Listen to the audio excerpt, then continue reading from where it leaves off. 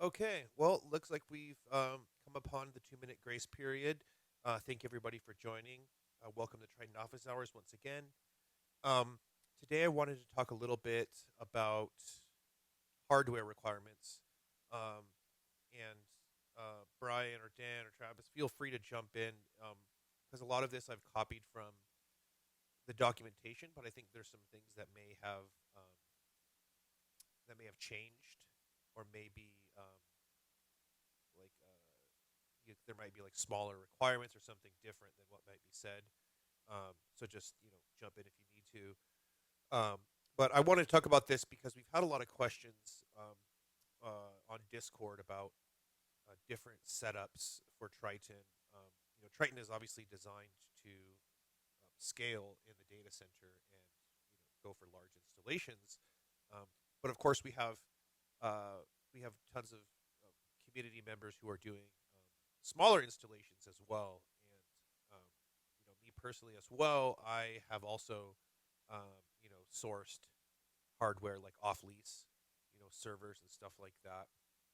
And so I just wanted to discuss a little bit, the hardware requirements, what's on the page, what may be different, and then of course, Jasper, for instance, if or whoever else may join, if you want to talk about a little bit about your installation or things that you may have run into or questions, please feel free to jump in at any time.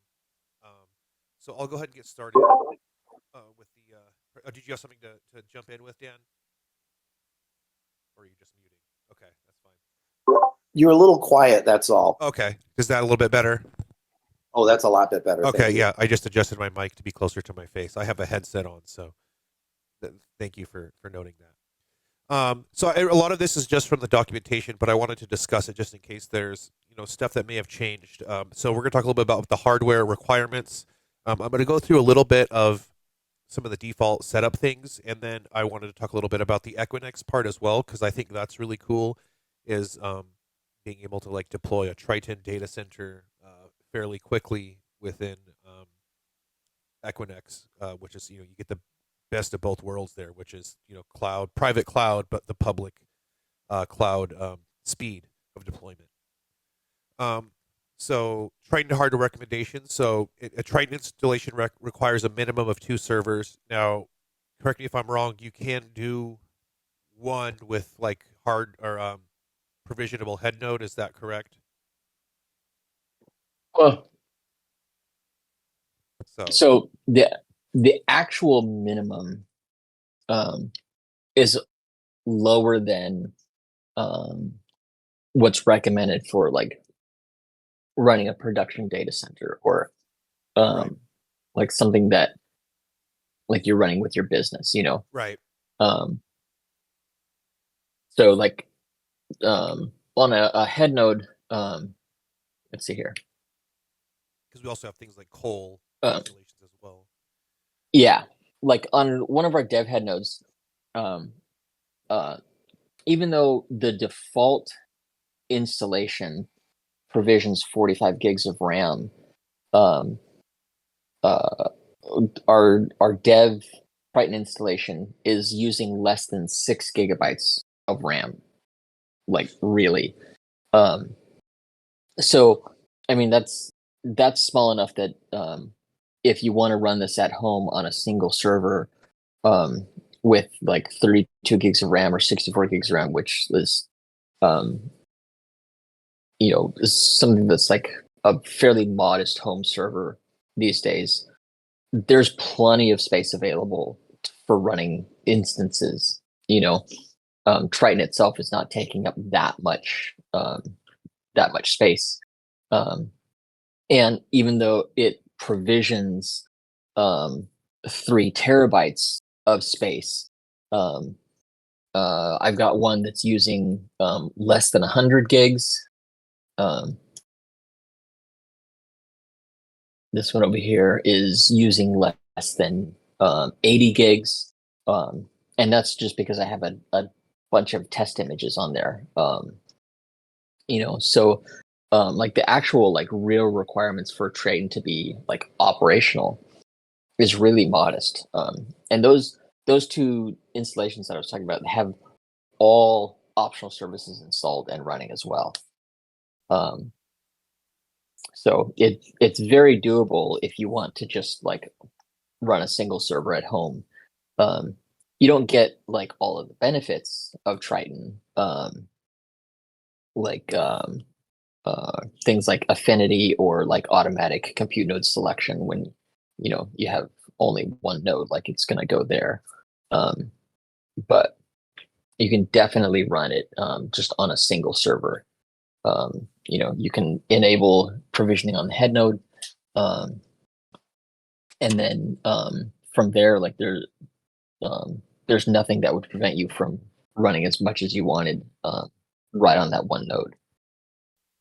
Yeah, and so these recommendations, like the ones that you'll see, this is like I said directly from the docs. It's going to be basically, like it would be a production recommendations for like a production Triton install, right? So, as it notes here, with this minimum 2, one server for the head node, one as a compute node, right? And so that's saying like, okay, and it says for customer containers. So if you have somebody else consuming the compute, you're definitely going to want to go with a recommended installation, especially if you're going to be having multiple people consuming it. And then, of course, the 2-server config is not capable of supporting the high availability configuration of the persistent store, Manatee.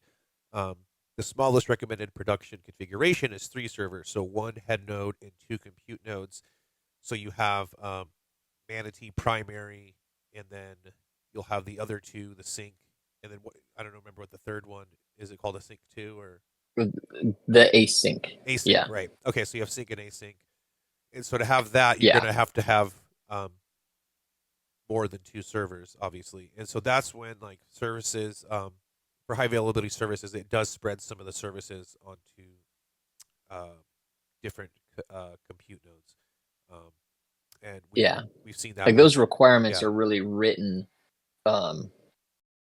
with the intent of like running it in a data center type environment. Yeah. But you can totally run it on a single server just at home, and it runs just fine there. Yeah, and so and that's why I want to talk a little bit about this. Was just like, obviously if you see you're still going to want to follow a lot of these recommendations as far as like picking hardware and stuff too. But like I said, there is some exceptions. But if you want the best experience, obviously the recommendations are going to work. And then, of course, if you're doing something where you're going to want to have support from M&X, you're definitely going to have to follow certain recommendations and guides. You want to be at a certain size anyways. But yeah, you'll be able to break out for some of the things because you might have an unsupportable configuration. So we have some things on there that recommend that as well. So we'll see that in a little bit here. So detailed requirements: 64-bit x86 architecture. M&X supports single, dual, and quad socket systems. Any Intel E3, E5, or E7 CPUs. And this says only Intel, but I think we need to update the documentation because this doesn't say it. But yeah, that's old. Yeah, because like zones can run on anything. KVM. So at Joyent, Intel was an investor, and so there was only effort put into getting KVM to run well on Intel. And like it worked kind of on some AMD CPUs, and there were some bugs on other AMD CPUs. But Beehive now fully supports both, and Oxide is running on all AMD processors, and they're putting a lot of development work into Beehive. So the Intel and AMD support for Beehive is on par these days. So you're not missing out on anything by choosing one CPU vendor or the other. A quick look through the Illumos source code will show that the VMM kernel module, which is virtual memory manager, and that's what Beehive in Illumosgate and other distros, as well as Oxide's Propolis, control VMM from user space. And you look at the source there, you'll see that there's Intel specific and AMD specific stuff under VMM. And both of those are getting attention. So, yeah, you can see that for yourselves by looking through the code. Yeah, and that's something. Yeah. Like I said, we need to probably one of the things that we need to go back and update documentation. So I put a note to myself to um, get that part updated as this right here. We have probably newer um, CPUs as well that are Intel CPUs that are supported. So um, I think that would definitely get some love here very soon, which is to just update some of these requirements, just in case people do come across this and are confused if they can't use AMD, but we don't want to do that. So um, AMD is supported as well. So because I added that part in there in the actual documentation, it doesn't say AMD, so that's something I put a note of. Servers must be USB boot capable, and must be able to PXE boot either directly or via iPXE from a USB boot device. Um, obviously, like you said, when you're in a data center situation, um, you're going to be having you don't have physical access to your system at the time. You're going to have your uh, compute nodes networked, and they can boot from the head node over iPXE or PXE boot, and that's going to install the OS there. And then, of course, um, if you have to reboot to a new platform image or something like that, that's also going to be coming from the head node. So um, that's why that's a requirement there. Is there a way to do it? Can you do it without PXE boot? Can you do just USB? I guess that wouldn't be wise, but So the compute nodes always PXE boot. okay. They're most installations don't PXE boot from the NIC hardware. There are some that do. Notably, the MNX Cloud does boot from PXE from the onboard NIC hardware, and we don't use USBs, and we also don't use disk booting. But whether you're using the onboard NIC PXE or you're using a USB with iPXE, or you're booting from the Z pool using PI80M, all of those cases, they're running PXE first, and they're loading the kernel and the system root disk from an image over the network. Yeah. And, sorry. And we saw that. I was watching that. We were doing some support for a customer, and I was watching the process where they couldn't connect over the network, and that we did some cool troubleshooting there, like making sure the packets were getting there, Yeah. right? And so, if you have a networking issue, that things need to be able to talk to each other to be able to boot. But I was just thinking about that because we had just worked on that. Disk storage. So locally attached SAS and SATA, and any form of network or fiber attached storage, such as SAN or SCSI, is not supported. The use of SATA and devices behind a SAS expander is not supported. And avoid the use of hardware RAID if possible, because the use of hardware RAID will abstract the disks behind the controller. And so we're using, ZFS needs to have raw access to the disk to work best. If you do have a card in there, you want to have HBA mode. Now I know there's certain PERT cards, I forget the model number off the top of my head, but that they don't have HBA mode. Like Dell just eliminated, or whoever LSI took out the ability to do HBA mode in some of those cards, and Dell is notorious for switching out things in a SKU. So if you Yeah, and yeah, go ahead. if you end up with one of those, if you can just create every disk as a RAID 0 individual disk, I've encountered systems that um, the hardware said that it was RAID 10, but when after you configured it and you looked at the layout that it used, it was actually RAID 0+1. And so what they called the best RAID, they actually laid out on disk the worst RAID. And I had a system that was like that, that was dying, and I barely saved it. A second failed disk on that side of the mirror, and the entire pool would have been lost, because the hardware didn't know the difference between RAID 10 and RAID 0+1. So be very careful about that. I'm super skeptical of like hardware RAID. I don't trust that they're going to know what they're doing or talking about properly. RAID hardware RAID firmware is awful. Period. Yeah. So any way that you can, like whatever it takes to be able to try to present individual disks to ZFS in the operating system is going to be the best thing. You really don't want to have where you have like a whatever RAID underneath, and ZFS only sees that as a single disk. That's going to be like the kind of the worst situation that you can be in. And it made even worse than that when the hardware doesn't even know the difference between 10 and 0+1. Yeah, and we've seen I've heard of different crazy failures of the RAID hardware. Some will have the battery that supports. Robbie, you're really silent again. Can you hear me better again? Sorry. Yes. Is that better? Okay, sorry.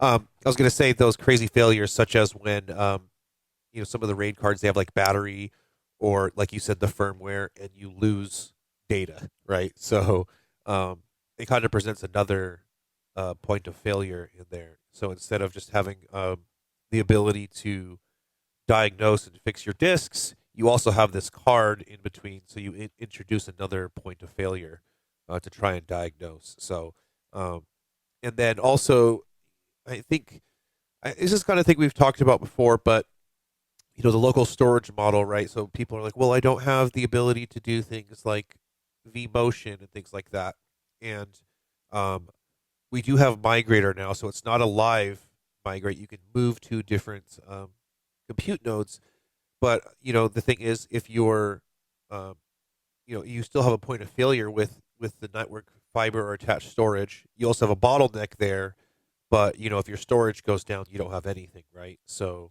you'll have all this compute and your storage goes down, all of your VMs are gone, right? So Yeah.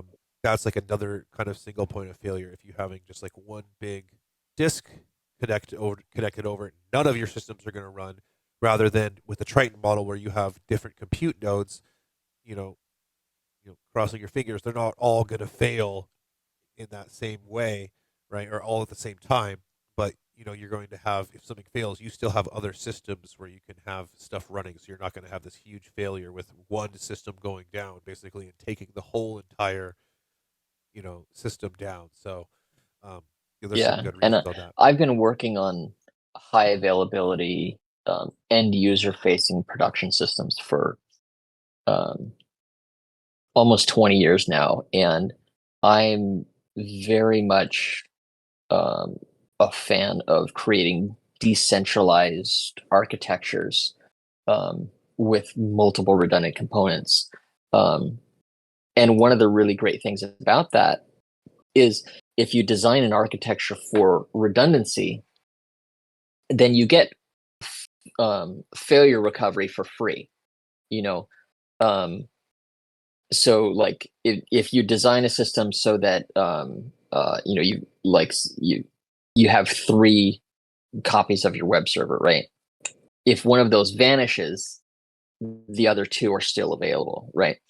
And if you design an architecture like that, doing a migration from one compute node to another, and ours, like the migration, your instance is only down for a couple of minutes, usually like 2 to 3 minutes tops, and a lot of that is the time that it takes for the instance itself to boot up. So you experience a reboot, but with a modern application architecture, that's something that is it never impacts your end users. They're not going to experience an outage or something missing or reduced capacity because of that. And most of the time when I hear people that are asking for something like vMotion, they're like, well, I have my one Exchange server, and like I can't make it redundant, and so I just want to be able to move that. And like, well, I hear people like with those kinds of architectures, and like it scares me because your compute node can always go down. There can always be a power loss, or the power supply dies, or CPU burns up, or there's memory errors, or disk failures. There can always be a hardware failure that takes that thing down. You can't vMotion it then. But if you have designed a distributed architecture, when you get failures on some pieces of hardware, you've got other hardware that is already running that application that's going to cover that. And so that loss is not going to impact you. And then because you've designed to cover for that scenario, doing things like planned maintenance, where you take an instance out intentionally so that you can migrate it or perform whatever other maintenance, like you get that stuff for free, and it's a much safer, much more stable, much more robust way of deploying applications. Yeah, and Nick mentioned NVMe as well. So maybe we should add that. But NVMe is also a valid local storage option. PCI Express basically to the direct, SATA and SAS. They're older protocols. SATA has the 6 gigabit second limit. So NVMe, gets does it direct PCI Express lanes. So with I forgot how much fast like PCI 5 is coming out, and you're gonna get like crazy speeds with disk there because you're not having to do it over an older protocol. So that's obviously an option too. And then we talk about the disk capacity must be larger of 1 terabyte or 2x the RAM, and a recommended ratio of disk to RAM is 20 to 1. That's ZFS optimization right there. Art cache and other things to ZFS will use memory, so more memory the better. And then the use of SSDs that do not preserve both data and metadata on power loss is not supported and will cause loss of data and availability.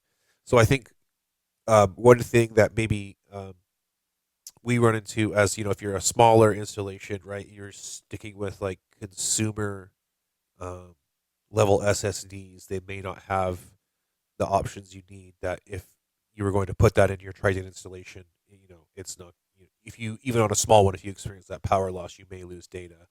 And I found this out. Not I didn't lose data, but I found that out earlier on working at Joint. Like there's actually enterprise SSDs. Obviously, they need higher writes, but I was looking at these prices like, whoa, those are way more expensive. But it was because they were built to be in a production environment. So, but there's a lot of people who still have spinning disks, right? You have a bunch of large multi-terabyte spinning disks because those are still cheap, right? And then you have your SSD on there as well in your configuration to be the cache there. So there's some different options that you can get some great performance out of, even spinning disks these days. But yeah, it definitely is good to follow the ZFS recommendations because you're going to want to have the maximum performance there. Yeah, and again, if you're going for small scale of something in your house, my head node is a single 128 gig SSD.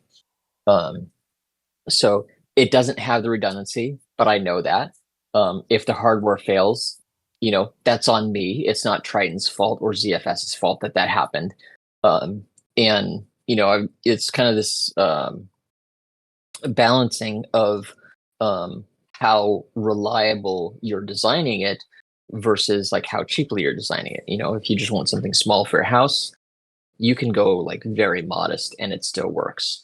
But then you can also scale up to extremely robust, like never gonna go down hundreds of compute nodes as well.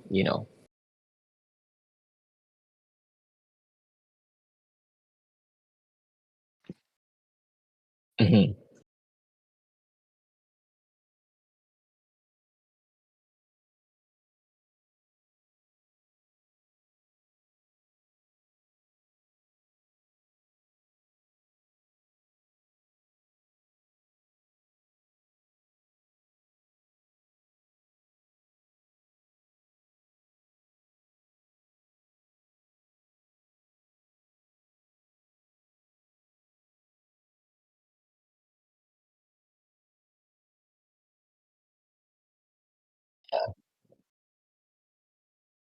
Yeah, I had only been there 3 weeks, and I was like, "Oh no, is this where we go out of business because all the customers jump ship?"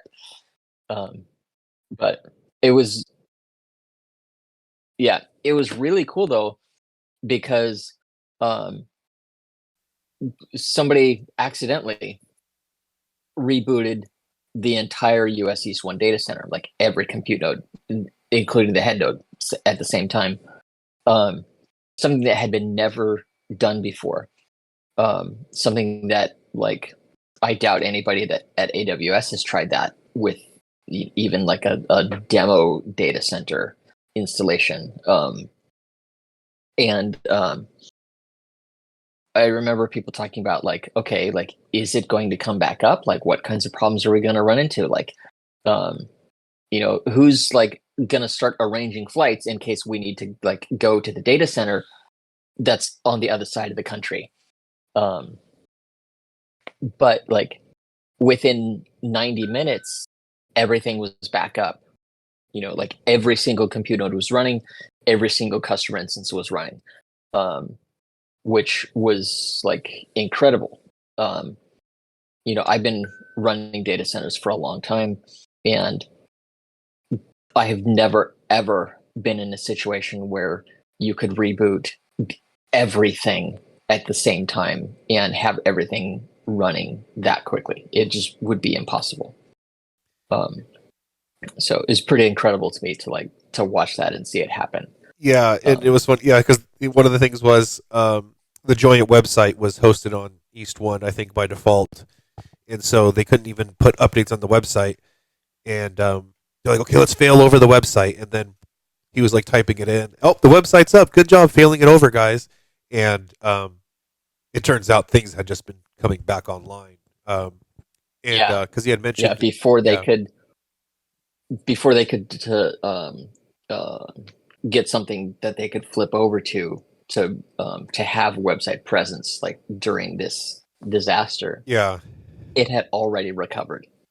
yeah. And I thought that was, I was watching that last night just because, and I think it just popped up on my recommendations, but it was totally, relevant. But it just was like, this is why Triton is really cool. The way it was designed was one of those reasons, right? Like he was scared, like, because I think he had mentioned Heroku had like a 67-hour outage or whatever it was, and he was worried it was going to be one of those. And totally, we've seen outages, big outages from major companies before, and in smaller companies it could be, yeah, it could be a death knell. But um, things came back up. I mean, even though they had designed some stuff, they still weren't confident because, like, there could have been some other problem, right? Like one of the services could not come up, and that would be a cascading failure or something like that. But um, the design of it is such that it worked. And I think they had done a smaller scale test, but no, they had never rebooted an entire data center. But that just speaks to the way it's designed and the scale of it, and why it's great. It's a great tool to have because um, in these situations, it's really robust. I mean, everybody that I've heard that's running it supported just says it just runs. So it's got some great things there. Um, quickly touch on networking. So Intel NICs are strongly recommended, but not strictly required. And we'll talk about this a little bit at the end. But yeah, we don't have support for I225. Um, Oh, go ahead. no. Oh, sorry. I lost your slide. Okay. Yeah. 350, 210, I200 series, I300 series are fine for Gig E.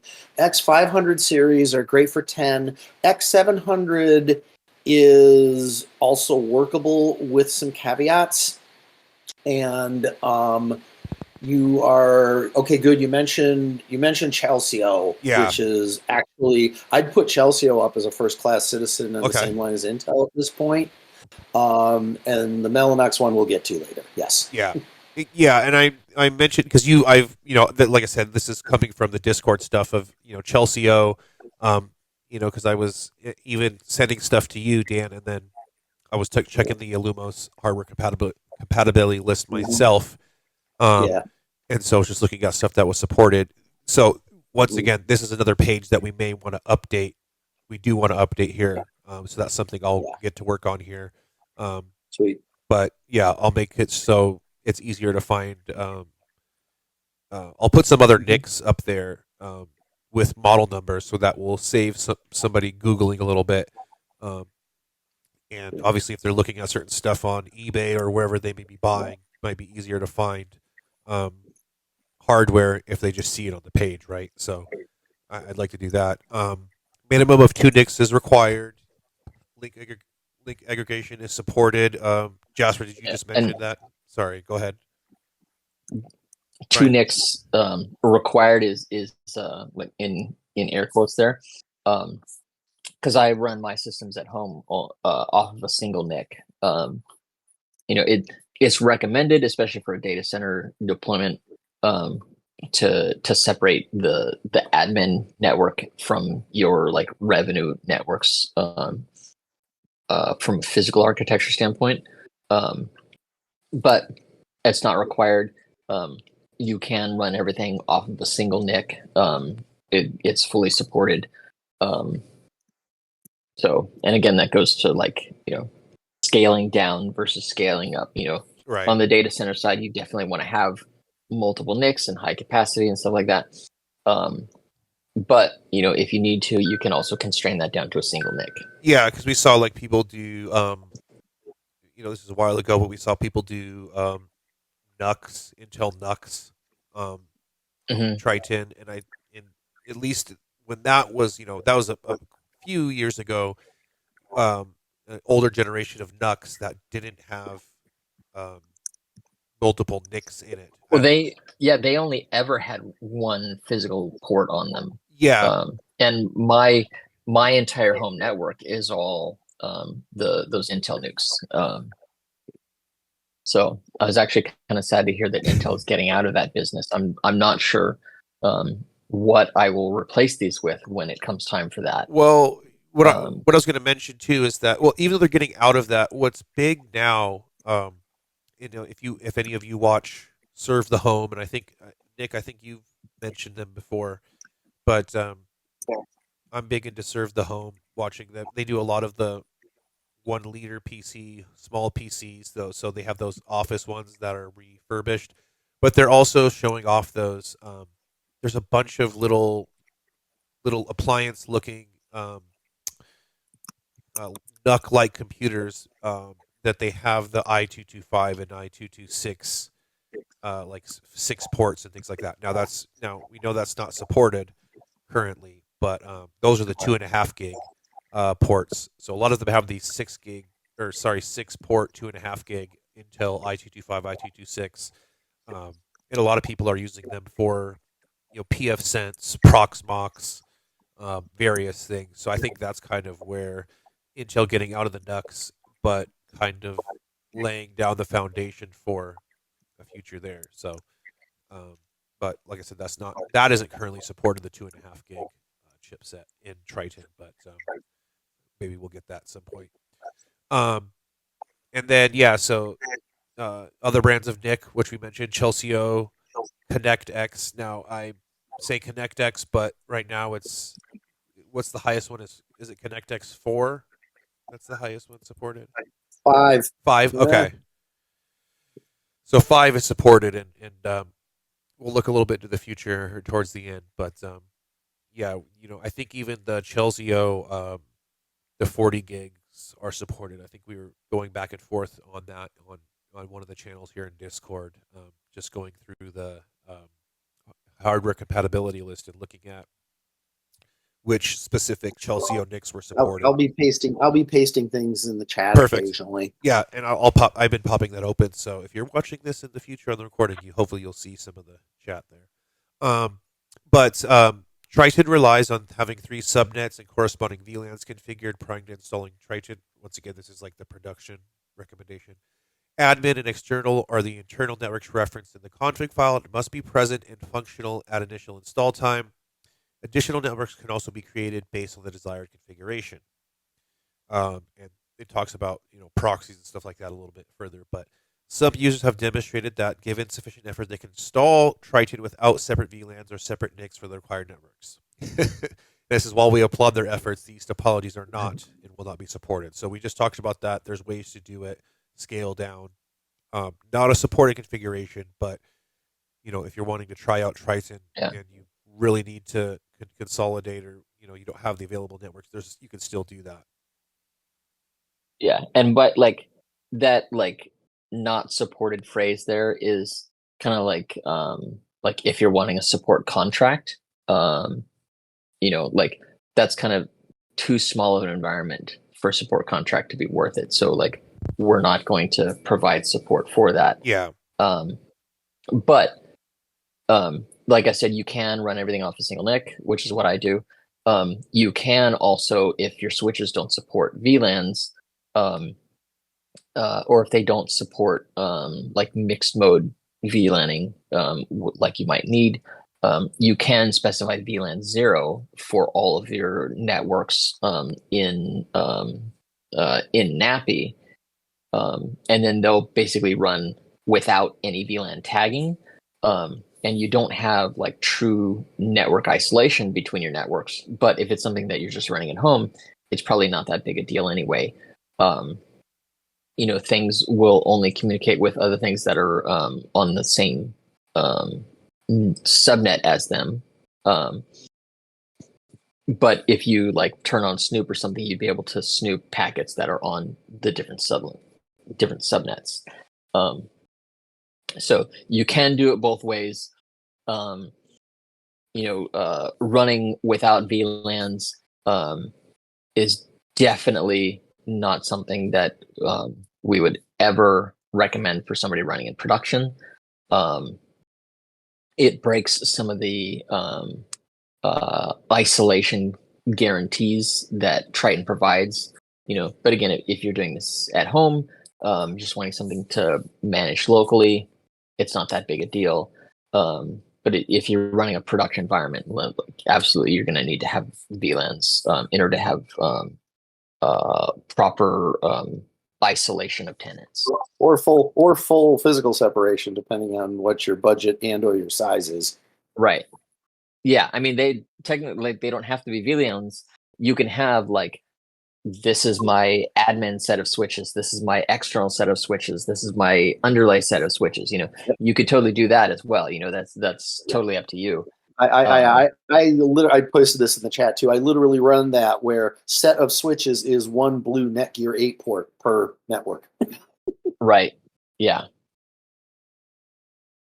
Yeah, and then Jasper did mention that Asus acquired the Intel NUC business, so we'll see what comes out of them. But I think there's other companies there's a lot of companies, B-Link, a bunch of companies making NUC size computers, including ones with Ryzen processors as well. So there's some options out there if you're looking. And these are, and the nice thing is actually a lot of those are including multiple NICs on there. So this will be less of a constraint, as some support comes online for different NICs there. The NUC form factor might be more attractive with the fact that they've added multiple NICs, or even people are even shoehorning stuff in by taking like the if they have like two NVMe ports, and then like getting a PCIe adapter and slapping a NIC in there that way. So there's some crazy things people have done that I've seen online. So, um, but obviously, if you're using real server hardware, this should not be a problem. Um, and so then the process of enabling fabrics requires that the underlay network to be configured and functional. It requires jumbo frames. So if you're going to be using fabrics, there are some requirements that you have. Um, it Triton does not support changes to the network or NIC tag MTUs of the underlay after installation. The underlay network must be properly configured prior to installation. So, um, make sure that that's configured, and that's something you'll have to make sure is done in your network configuration, obviously. So hopefully you Yeah, have an and expert on hand. Go ahead. that's mostly true. You don't have to run with jumbo frames. And there was a bug originally where if you were running on a single NIC, you couldn't use jumbo frames. But we fixed that now. So even running on a single NIC, there's no reason to not use jumbo frames. It's going to give you much better performance. But if for some reason, like if you have switches that are extremely old and don't support jumbo frames, Yeah. or if there's a bug and like it doesn't support it well, you don't have to use jumbo frames. It will still work. Again, not recommended for a production environment, but for a like dev demo test home system, not a big deal. Not a hard requirement. There are some things that you can change about networks like after creation time. You can update the MTU. That needs to be done in the network and in the NIC tag. But like changing the subnet size or the prefix length or the gateway while there is anything provisioned on that network is not supported. So it won't let you do that because we can't go like push changes out of like a new subnet size to every existing instance. That kind of thing doesn't really work. So because of that, we don't allow changes to the subnet size or the gateway after creation time.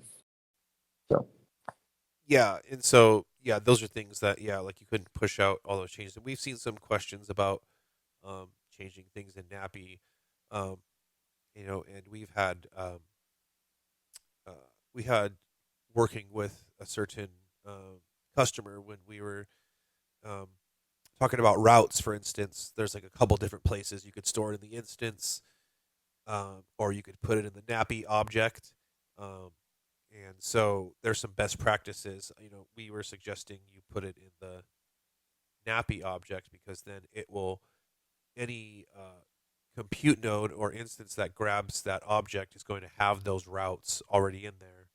You can also persist them with route, but there was just some best practices for some other things going on there as well. But and by default, so the NAT from Fabric Networks, you must create a NAT pool.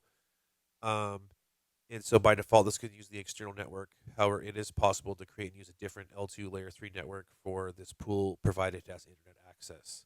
Um, yeah, and it go ahead. has to be a pool, so not Yeah, just the external network by itself. You need to create a pool, and then you can put the external network into that pool. right. But it has to be a pool object, not just a network object. Because then you could have instances that just have a Fabric IP, right? Um, but can also Yeah. still reach out and download information, or you could, NAT into them Yep. or whatever. So um, that's like a cool setup there, especially if you're doing, different things. Like you could do, have your database behind the Fabric NAT, right? And so they can communicate over the Fabric network, and then have your front end, let's say, Mhm. have a public IP, and so you can't get into that instance. So from a security model, that's one way to do it, right? And a great way to communicate. That's how I set things up, like when I'm doing things, for instance, in MNX Cloud. Yeah, you can create like isolation zones Yeah, um, within your 12 layer app.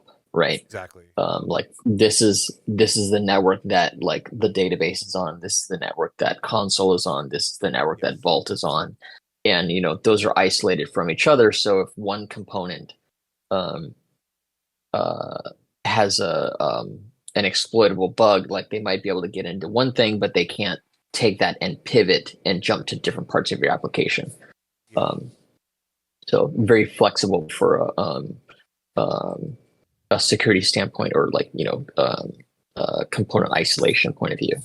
And the other thing too about fabric networks is that once it's set up to, is that customers using it can set up their own networks, right? So if you have a user on your Triton installation, they can actually provision networks for their account themselves. So like they can Yeah, have stuff like you just talked about with the 12 layer thing. A customer or consumer of the cloud can actually configure their own networks, which is a great right. cool thing And you about can it. have like separate isolation networks for each different app that you have.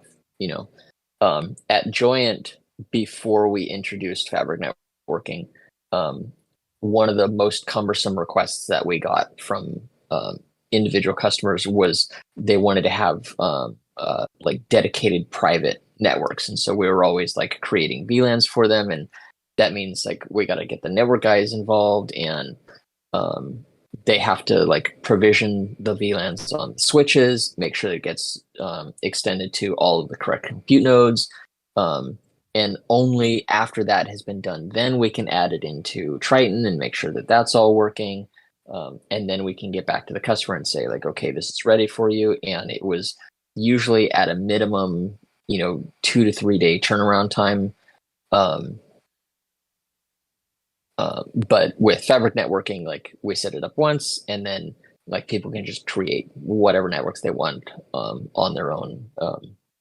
It's very cool. One of my favorite features of Triton is fabric networking. Yeah, it's really a cool feature. I mean, I even just when I started in 2015, and I remember having fabric networks after Triton became Triton, I should say, and it was just really cool when I would set this up and I was able to just do all this stuff with fabric networking. So definitely a cool feature.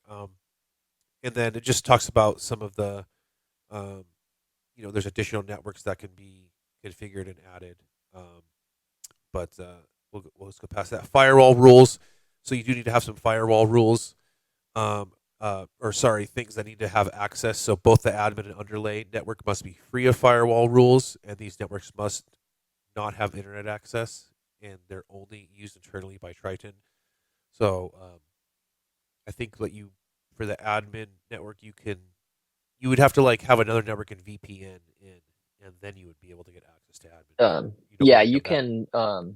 uh, you can set them up to have a default gateway on the admin network so that the compute nodes can route out. Um,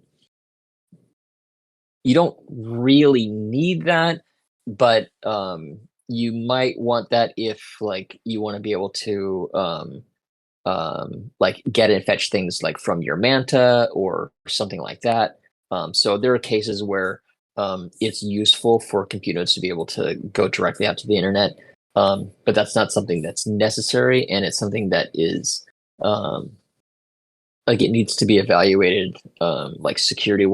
wise on a case by case basis. So like that's a choice that operators can make to add this on there, but it's not in the default configuration. So we have like the most secure deployment is the default, and then if you want to add on external access, you can.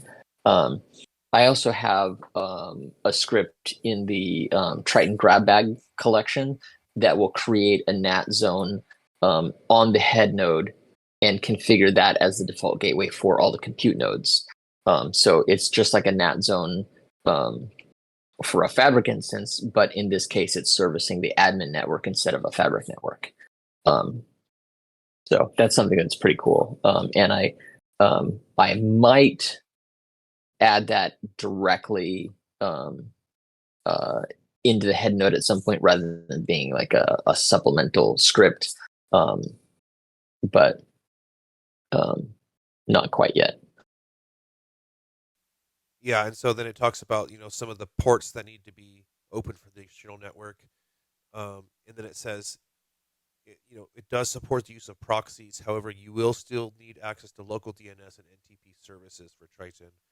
And if you are using the external network for end user containers, you'll most likely want to follow full access for the addresses used for end user containers, and then they will um, they can firewall the ports that they want to block off in there for the container, or sorry, the customer's containers themselves, right? So the end user can enable or disable the firewall for the ports that they want for their application.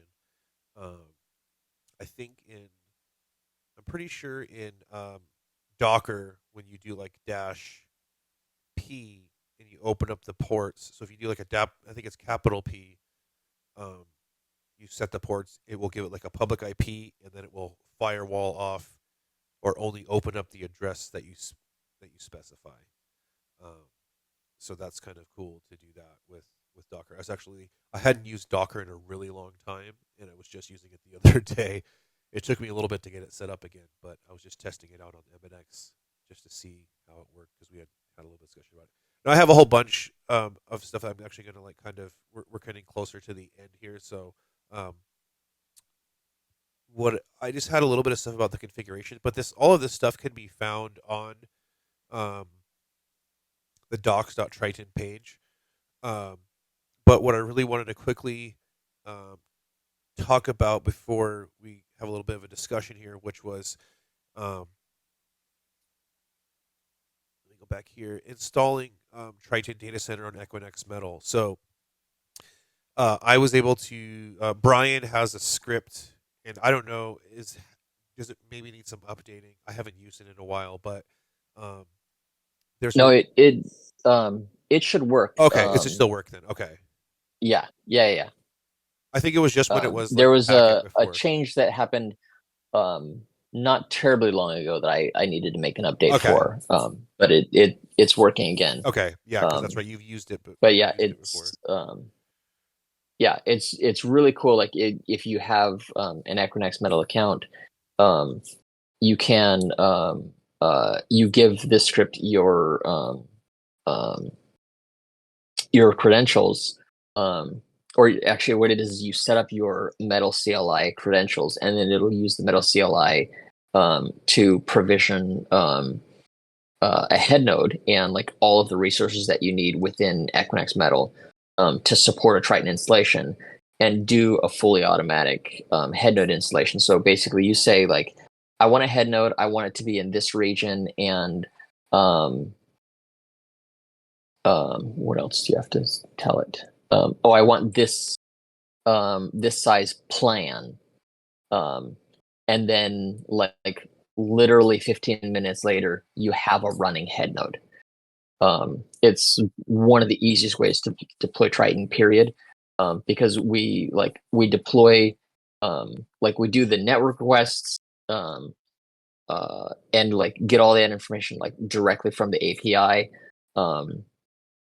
And we derive like the data center name from the facility that you're installed into, and so like you only need to give it a minimal amount of information, and then it automates the entire head node setup for you. So really super cool. And then you can create head node or head nodes, create compute nodes ad hoc. So it kind of gives you like elastic physical infrastructure, whereas like traditionally, cloud stuff gives you elastic virtual infrastructure within your finite set of physical hardware. But with Equinix Metal, you can actually grow your physical hardware capacity just as easily as you can grow your virtual instance capacity. And so you can add compute nodes in real time, even as like a response to a temporary spike. So you could, it's November, Black Friday's coming up, right? Okay, I want to have 10 extra compute nodes and deploy a bunch of extra VMs on those. And you can do that very quickly, and have them only around for the month of November, and then trash it all when you're done and shrink your stuff back down. So really, really cool way to deploy Triton, to have like a private cloud, Right. but also one that is not your own like purchased or leased physical infrastructure. Yeah, and it's a cheap. Well, it's not cheap necessarily, but if you want to play with like a full Triton installation, it's a just for testing purposes. I did it. I forgot how long I had it up, but I ended up spending like $30 or something. But for 30 Yeah, I bucks, think their cheapest. I think their cheapest plan um, is like about $25 a day.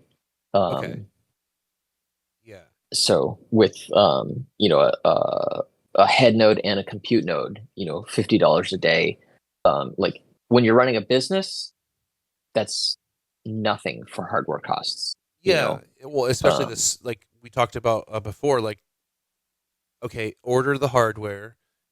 How long does it take to actually get that after order? Then get that hardware installed, up and running, right? Um, that's time you're losing if you need the right? hardware right away. So, Yeah, like you forecast for the amount of hardware capacity that you need, then you place that order. It has to go through procurement and check signing, and you send a PO to um, the um, the vendor. They have to like prepare your order, ship the order. Then it's arrived. You need somebody to like unbox it, rack and stack, and physically plug everything, make sure all the connections are correct, and then you can turn it over to the operating system operations team. They get the OS installed on it, which on Triton would be the equivalent of like setting up the compute node. Um, get your all of your NIC tags correct, and making sure that everything's plugged correctly and like it's all tested and everything works correctly. You're looking at like a minimum 6 weeks to go through that whole process. yep. Whereas with Equinix Meadow, you're like, oh, I need 10 new servers today. Okay, click.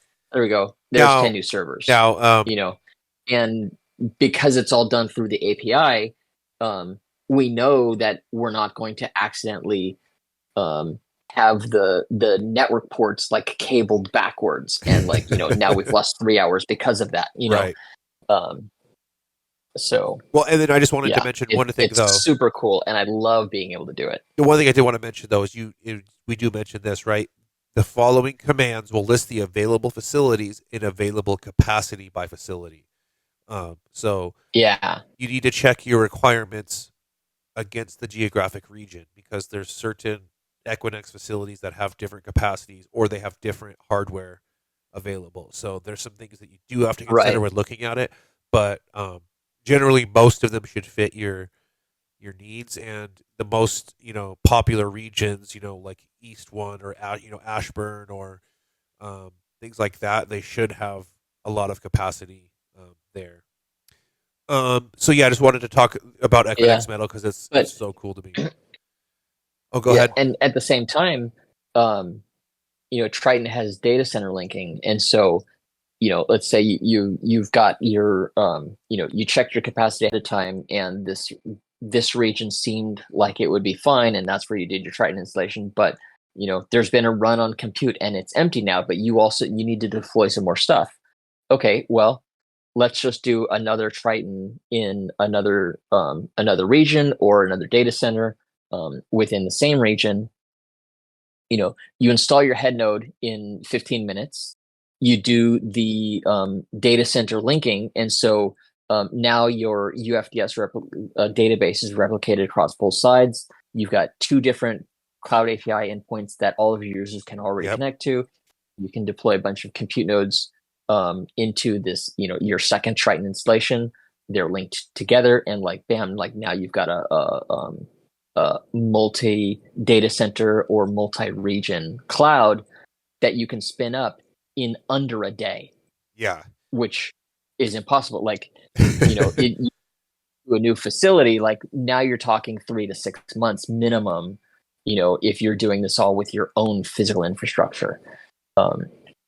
So being able to do this like with like extreme agility with Equinix Metal is extremely cool. Yeah, and like I said, it was fun just for me to just play around with it. I was like, I spun it up. I spun up the whole installation, got in, got a compute node, was able to provision an instance and publicly go to I did an Ubuntu instance with LX, installed Apache, pulled up the website by IP, and I was like, this is really cool. It was really cool. And so then the last thing I wanted to talk about, I just have a couple things. I didn't have, I wanted some feedback and stuff like that and what's being worked on, but future hardware support. So more networking support. So newer 40 gig, 100 gig plus stuff is hopefully coming in the pipeline. Um, Hopefully more robust GPU and other pass-through support. Um, Go ahead. Okay. Okay. No. Sorry, I'm just waiting. I'm just waiting. No big. Okay. And then I was going to say Linux CN may enable some of this as well. So um, having the Linux CN might be a feature where um, maybe that is your GPU instance or something like that, or sorry, your GPU compute node or other things where you have some specialized hardware that might be more fit for run on a Linux distro because there's already a great set of drivers available or something. But you can still use the orchestration of Triton to run it. So that's what I kind of see in the future as well. But we're always looking to have support for mainstream stuff. So go ahead, Dan, if you had something. I didn't actually. I was just Oh, I okay. just unmuted on that because I had a question coming. No big. Okay. Sorry. Yeah. So that's pretty much what I like to see for the future. There's always more. I'm always trying to look at Discord um, and I know some of you guys are as well.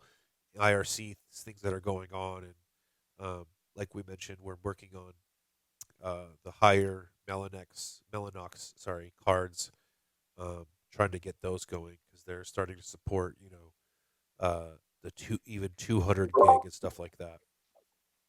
So Yeah. ConnectX-6 supports up to 200. We don't have 200. We don't have 200 gigabit Mellanox in our lab. We need to get the 100 moving first. Chelsea doesn't have 200 gig parts yet, but if they do, I guarantee you Oxide. If there's early beta testing ones, I guarantee you Oxide has them because their racks have been built on Chelsea NX. oh, I did not know that. So that's cool. Yeah, because I like. Oh yeah. Yeah, Yeah. No. that's cool. Yeah. Because obviously, like I've been looking at, I was very happy to see that the Chelsea 40 gig NICs were supported because they're also not very expensive to get off lease. If you're looking for something on eBay or server hardware or whatever site that you may be looking at, a lot of places are upgrading to 100 gig and other type, the Mellanox cards, stuff like that. And so some of this stuff, it's available for a reasonable price until somebody makes a YouTube video about it, and then everybody flocks to eBay and Right. jacks up the price, which I've seen happen many times. Like for instance, those small PCs. But um, I've even I bought my HP server um, for not very much money. It had 128 gigs of RAM. I had 10 gigs NICs in it for I think I paid like $30. It's SFP plus, but I'm using DAT cables, so um, I don't need the RJ45. But even the RJ45s have come down as far as 10 gig have come down in price, and same with some of the switches like MikroTik um, switches have come down in price that have a fair number of 10 gig ports. However, just they do have they don't have great CPUs in them, so it's really like Anytime you get to They layer also three, don't have great security in them. I wouldn't yeah, touch. I wouldn't touch my product with a 10-foot pole. yeah. I mean, like if you're gonna, I mean, if you're doing some basic stuff at home, maybe it'll be good. But yeah, like their layer three, it goes so slow because they have slow processes. That's how they're able to make them so cheap, right? Is they have the Yeah. switch A6 in them that do that. Mhm. But anytime you go to layer three, so if you go to their other Yeah. OS, the router OS, Mhm. it goes, Mhm. just drops all Yeah. sorts of speed. Especially if you're doing any VPN stuff, it just drops the Uh, speed down to like nothing. But um, well, there, there's a whole rant I could go on about the lack of 10 gig base T infra. No, 10 we every high end laptop and every desktop should be shipping with a 10 gig base T card. You know, something I agree. Like the Intel X550. I mean, every every laptop and I mean, you know, there's 2.5 and 5 gig parts out there, and I think a lot of that has to do with that. I think those can run over old Cat5e wiring, Yeah, where 10 can't. So that might be there might be some of that physical layer stuff going on, but the X550 can downshift to 5 or 2.5 very easily. I I don't understand why those aren't still shipping on mass, and I mean it's hard to find. You can find X550 cards, but they're not super cheap. yeah, And yeah, although Supermicro's modern machines have this, custom network slot, and they give you like all the different parts to choose from. God, they even go back to 82599. So yeah. The it's only creepy. the only computer like mainstream one is like I think is like one of the is it the iMac Pro I think that ships with like a 10 base T by default. Um, and it's interesting because we have Thunderbolt 4 ports, right, and stuff like that for the which is like 40 gig, and so I don't see why we don't have. But the adapters are still super expensive for 10 gig and stuff like that for Thunderbolt at least.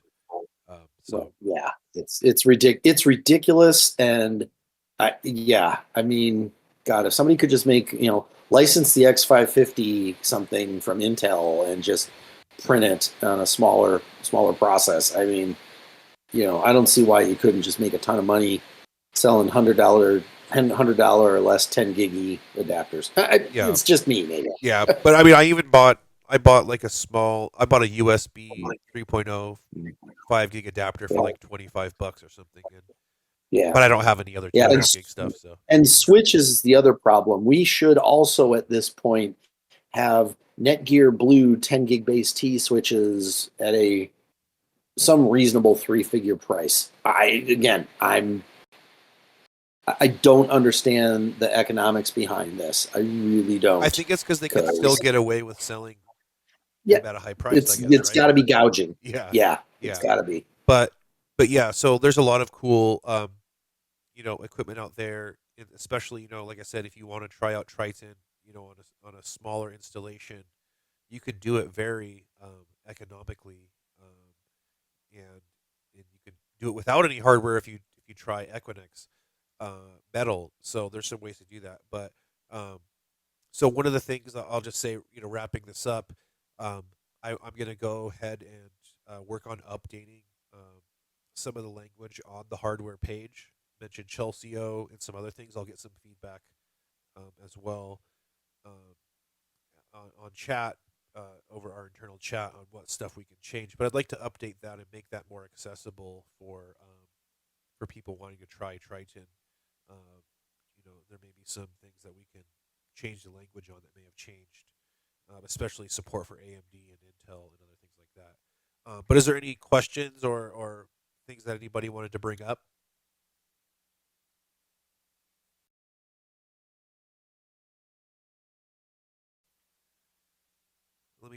I'll just go through chat really quick just to see if there's any questions that may have not been answered. But we did talk about the firewall stuff, the Nux. Yeah, so it looks like all the questions were answered in chat. So if you want to go back through there and look at some of that stuff, you can. Um, but yeah, I look forward to updating some of the documentation to make it more accessible. And yeah, we look forward to seeing you on the next office hours. Thank you, everybody. We'll see you on Discord, IRC, and all the other channels. Thanks, everybody.